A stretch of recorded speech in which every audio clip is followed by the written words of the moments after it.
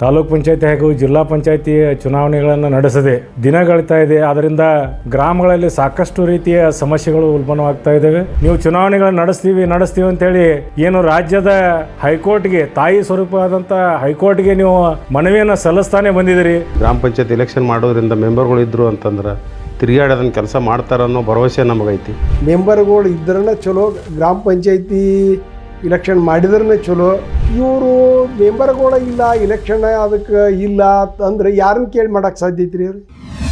ಪ್ರಥಮದಲ್ಲಿ ಬುದ್ಧ ಬಸವ ಅಂಬೇಡ್ಕರ್ ಅವರ ತತ್ವ ಸಿದ್ಧಾಂತಗಳಿಗೆ ತಲೆಬಾಗಿ ಏನು ಇವತ್ತು ರಾಜ್ಯ ಸರ್ಕಾರ ಗ್ರಾಮ ಪಂಚಾಯತಿ, ತಾಲೂಕ್ ಪಂಚಾಯತಿ ಹಾಗೂ ಜಿಲ್ಲಾ ಪಂಚಾಯತಿ ಚುನಾವಣೆಗಳನ್ನು ನಡೆಸದೆ ದಿನಗಳಿತಾ ಇದೆ. ಆದ್ದರಿಂದ ಗ್ರಾಮಗಳಲ್ಲಿ ಸಾಕಷ್ಟು ರೀತಿಯ ಸಮಸ್ಯೆಗಳು ಉಲ್ಬಣವಾಗ್ತಾ ಇದ್ದಾವೆ.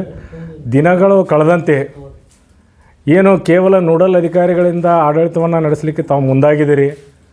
ರಾಜ್ಯ ಸರ್ಕಾರದವರು ಅತ್ಯಂತ ಆಕ್ಷೇಪಣಾರ್ಹ ಒಂದು ಕೆಲಸ ಅಂತೇಳಿ ನಾನು ಹೇಳಲಿಕ್ಕೆ ಬಯಸ್ತೀನಿ. ಪ್ರಸ್ತುತ ಯಾವ ರೀತಿ ಸಮಸ್ಯೆಗಳಿದಾವಪ್ಪ ಅಂದ್ರೆ ಈ ಸ್ವತ್ತುಗಳನ್ನು ನೀಡುವಲ್ಲಿ ಅಧ್ಯಕ್ಷರ ಸಹಿಯ ಅವಶ್ಯಕತೆ ಭಾಳ ಇತ್ತು. ಅದನ್ನು ಭಾಳ ಗಂಭೀರವಾಗಿ ಪರಿಗಣಿಸಿ ತಾವು ಕೂಡಲೇ ಸಿದ್ದರಾಮಯ್ಯ ಅವರು ಬಜೆಟ್ನಲ್ಲಿ ಓದಿಸಿದ್ದನ್ನು ಇನ್ನೂವರೆಗಾಗಿ ತಾವು ಅದನ್ನು ಅನುಷ್ಠಾನಕ್ಕೆ ತರದೆ ಹಾಗೆ ಉಳಿಸ್ಕೊಂಡಿದ್ದು ಅತ್ಯಂತ ನೋವಿನ ವಿಷಯ. ಅದೇ ರೀತಿ ಇನ್ನೊಂದು ನಾನು ಮಾಧ್ಯಮಗಳ ಮುಖಾಂತರ ರಾಜ್ಯದ ಮುಖ್ಯಮಂತ್ರಿಗೆ ಹೇಳಲಿಕ್ಕೆ ಬಯಸ್ತೀನಿ. ಏನು ರಾಜ್ಯ ಸರ್ಕಾರ ತಂದೆ ಸ್ವರೂಪಿಯಾಗಿರ್ತೈತಿ.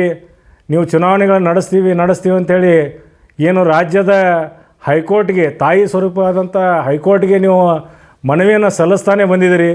ನಿಮ್ಮಿಬ್ಬರ ಈ ಒಂದು ಏನು ವಿಚಾರಗಳಲ್ಲಿ ನಾವು ಎಲ್ಲ ರಾಜ್ಯದ ಮಕ್ಕಳ ಸ್ವರೂಪಗಳಾಗಿರ್ತಕ್ಕಂಥ ನಮಗೆ ಅತ್ಯಂತ ದುಃಖಕರವಂಥ ವಾತಾವರಣ ನೀವು ಸೃಷ್ಟಿ ಮಾಡಿಟ್ಟಿದ್ದೀರಿ. ಭವಿಷ್ಯದಲ್ಲಿ ಇದು ಪ್ರಜಾಪ್ರಭುತ್ವಕ್ಕೆ ಮಾರಕವಾದಂಥ ಒಂದು ವಾತಾವರಣ. ಕೂಡಲೇ ಸ್ಥಳೀಯ ಸಂಸ್ಥೆಗಳ ಚುನಾವಣೆಯನ್ನು ನಡೆಸಿ ಪ್ರಜಾಪ್ರಭುತ್ವವನ್ನು ಉಳಿಸಿ ಅಂಥೇಳಿ ಹೇಳಲಿಕ್ಕೆ ಬಯಸ್ತೀನಿ. 100% ಶುದ್ಧ ಶ್ರೀಗಂಧ ಎಣ್ಣೆಯಿಂದ ತಯಾರಾಗಿದೆ. ಅಸಲಿ ಉತ್ತಮಿಕೆಯನ್ನು ಹೊಂದಿದೆ. ಮೈಸೂರು ಸ್ಯಾಂಡಲ್ ಸೋಪ್, ನನ್ನ ರಾಯಲ್ ಬ್ಯೂಟಿ ರಿಚುವಲ್. ಈ ಗ್ರಾಮ ಪಂಚಾಯತ್ ಇಲೆಕ್ಷನ್ ಮಾಡಲಾರ್ದ ಸಲುವಾಗಿ ಊರುಗಳಲ್ಲಿ ಹಲವಾರು ಅನಾನುಕೂಲತೆಗಳಾಗುವುದರಿಂದ ರಾಜ್ಯ ಸರ್ಕಾರ ಗ್ರಾಮ ಪಂಚಾಯತ್ ಇಲೆಕ್ಷನ್ಗಳನ್ನು ಆದಷ್ಟು ಶೀಘ್ರ ನಡೆಸಬೇಕಂತೇಳಿ ನಮ್ಮ ಅಭಿಪ್ರಾಯ. ಯಾಕಂದ್ರೆ ಸರಿಯಾದ ಯೋಜನೆಗಳು ಏನೇನೋ ಬಂದಿರ್ತಾವೆ. ಹಿಂದಕ್ಕೆ ಮೆಂಬರ್ ಇದ್ದಾಗ ನಮ್ಮಲ್ಲಿ ಒಂದು ಸ್ಕೂಲಿನೊಳಗೆ ಒಂದು ಪ್ರಸಾದ ನಿಲಯ ಅಂತ ಮಾಡ್ಯಾರ, ಅದು ಅರ್ಧ ನಿಂತು ಹೋಗೈತಿ. ಅವು ಗ್ರಾಮ ಪಂಚಾಯತ್ ಮೆಂಬರ್ಗಳು ಇದ್ರಂದ್ರೆ ಅವ್ರನ್ನ ಹಿಡಿದು ಕೆಲಸ ಹೋಗಿ MLA ಹತ್ರ ಹೋಗಿ ಏನಾರು ಮಾಡಿ ಮಾಡಿಸ್ಬೋದಿತ್ತು. ಇವೆಲ್ಲ ಅವಧಿ ಮುಗಿದಿದ್ದರಿಂದ ಅವ್ರು ಯಾರೂ ಮಾಡಲಾದ ಕಾರಣಕ್ಕಾಗಿ ಅದು ಗ್ರಾಮ ಪಂಚಾಯತ್ ನಮ್ಮ ಸ್ಕೂಲಿನೊಳಗೆ ಪ್ರಸಾದ ನಿಲಯ ಅರ್ಧಕ್ಕೆ ನಿಂತು ಹೋಗೈತಿ ಸರ್. ಅದರ ಸಲುವಾಗಿ ಅದನ್ನೊಂದು ಪೂರ್ತಿಗೊಳಿಸೋಕೆ ಈ ಗ್ರಾಮ ಪಂಚಾಯತ್ ಎಲೆಕ್ಷನ್ ಮಾಡೋದ್ರಿಂದ ಮೆಂಬರ್ಗಳು ಇದ್ದರು ಅಂತಂದ್ರೆ ತಿರುಗಾಡೋದನ್ನ ಕೆಲಸ ಮಾಡ್ತಾರೆ ಅನ್ನೋ ಭರವಸೆ ನಮಗೈತಿ. ಅದರ ಸಲುವಾಗಿ ಅದನ್ನು ಆದಷ್ಟು ಶೀಘ್ರ ಗ್ರಾಮ ಪಂಚಾಯತ್ ಇಲೆಕ್ಷನ್ ನಡೆಸ್ಬೇಕಂತ ರಾಜ್ಯ ಸರ್ಕಾರದಲ್ಲಿ ಮನವಿ ಮಾಡ್ತಾಯಿದ್ದೀನಿ. ಸರ, ಗ್ರಾಮ ಪಂಚಾಯತಿ ಇಲೆಕ್ಷನ್ ಆಗ್ಬೇಕು ಸರ. ಅಂದ್ರೆ ಊರಾಗ ಮೆಂಬರ್ಗಳು ಇದ್ದರು ಅಂದ್ರೆ ಊರನ್ನ ಕೆಲಸ ಮಾಡೋಕೆ ಅನುಕೂಲ ಆಕೈತಿ.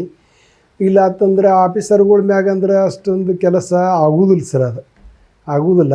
ಅದಕ್ಕೆ ಈಗ ಪ್ರತಿ ಊರಾಗ ಗ್ರಾಮ ಪಂಚಾಯತಿ ಇತ್ತು ಅಂದ್ರೆ ಗ್ರಾಮ ಪಂಚಾಯತಿ ಮೆಂಬರ್ಗಳು ಇದ್ದರು ಅಂದ್ರೆ ಆ ವಾರ್ಡಿನ ಕೆಲಸ ಹೆಂಗೆ ನಾವು ಮಾಡಬೇಕು, ಏನು ಮಾಡಬೇಕು ಅನ್ನೋದು ಅವ್ರಿಗೆ ಇರ್ತೈತಿ.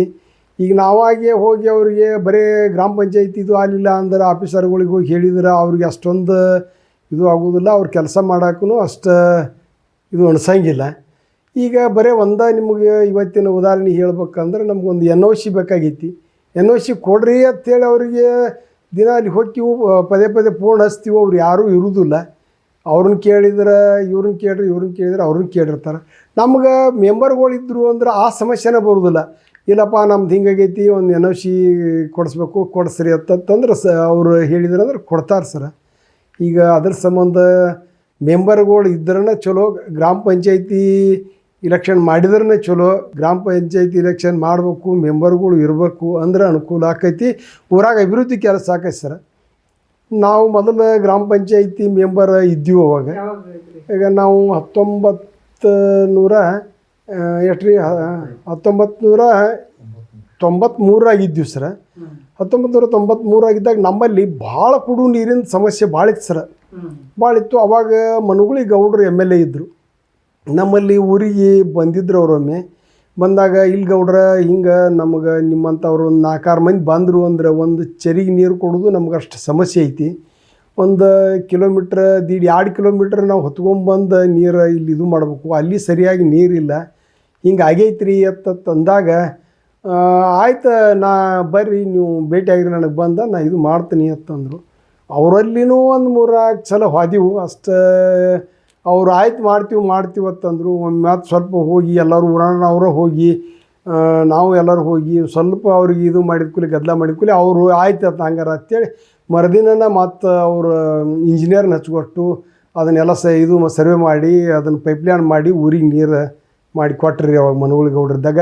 ಅವಾಗ ನಾವು ಮೆಂಬರ್ ಇದ್ದೀವು ಅಂತೇಳಿ ಅಷ್ಟು ಪ್ರೆಸರ್ ಹಾಕಿದ ಕೂಲಿನ ಮಾಡಿದ್ರು ಹೊರತ ಈಗ ಮೆಂಬರ್ ಇಲ್ಲ ಅಂದ್ರೆ ಪ್ರೆಸರ್ ಹಾಕೋರು ಯಾರು? ಈಗ ಹಂಗೆ ಆಗೋದಿಲ್ಲ. ಈ ಒಂದು ಕೆಲವೊಂದು ಯಾವ ಕೆಲಸ ಮಾಡ್ಬೇಕಂದ್ರೆ ಆ ವಾರ್ಡಿನಿಂದ ಅವ್ರಿಗೆ ಓಟ್ ಹಾಕಿ ಇದು ಮಾಡಿ ಆರಿಸಿ ಕಳಿಸಿರ್ತೈತಿ, ಆ ಜವಾಬ್ದಾರಿ ಅವರು ಹೆಗಲ ಮ್ಯಾಗ ಇರ್ತೈತಿ, ಅದನ್ನು ಅವ್ರು ಮಾಡ್ತಾರೆ. ಈಗ ಬರೀ ಸೆಕ್ರೆಟ್ರಿ ಅವರು ಪಿ ಡಿ ಒಗಳು ಅಷ್ಟೇ ಇದ್ದರು ಅಂತಂದ್ರೆ ಅವ್ರು ಯಾಕೆ ಮಾಡ್ತಾರೆ ಸರ್? ನಾವು ಹೇಳಿದ್ಕೂಲಿ ಆಯ್ತು ಹೇಳ್ರಿ ಅಂತಾರೆ.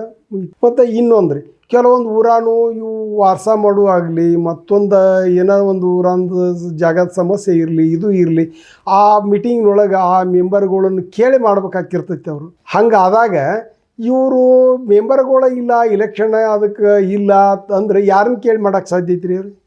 ಅದು ಹಂಗೆ ಆಗೋದಿಲ್ಲ.